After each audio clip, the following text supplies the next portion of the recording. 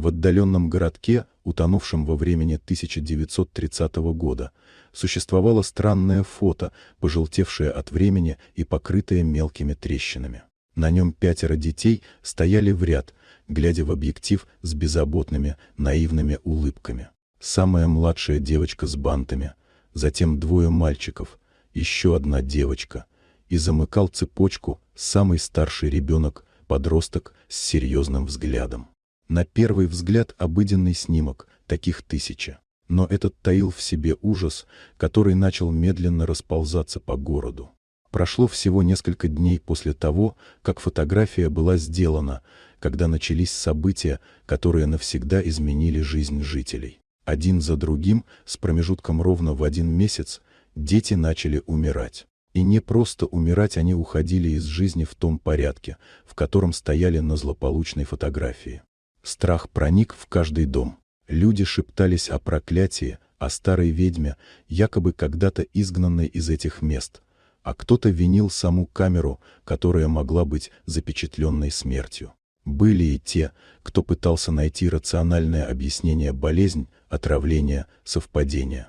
Но логика сдавала позиции перед цепкой, мертвой тишиной и траурными лентами на дверях. Родители оставшихся детей держались за друг друга, как утопающие. Они не спали, молились, искали защиту в молитвах и заговоренных талисманах, но внутри все сжималось от ужаса перед очередным роковым днем. Когда остались только 2 живых, в город прибыл молодой детектив по имени Эдгар, ведомый не столько долгом, сколько внутренним беспокойством. История дошла до него, как шепот из иного мира. Он начал копать. Поговорил с семьями, просмотрел церковные архивы, рыскал по запыленным подвалам мэрии и изучал каждую деталь прошлого городка. Чем глубже он углублялся, тем яснее становилась эта не случайность. В далеком прошлом произошло предательство, которое не получило искупления. История о несправедливости, заглушенной молчанием, но не забытой.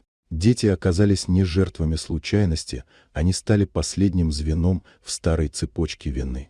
Разгадав эту тайну и раскрыв имена виновных, Эдгар сумел остановить цикл смерти, прежде чем погиб последний ребенок. Тайна была раскрыта, дух мести успокоен.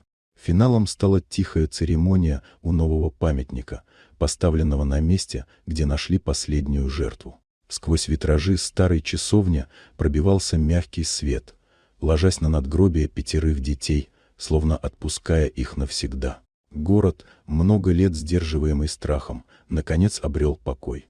Память о детях осталась как напоминание о силе правды, цене молчания и том, что прошлое не умирает, пока его не назовут по имени.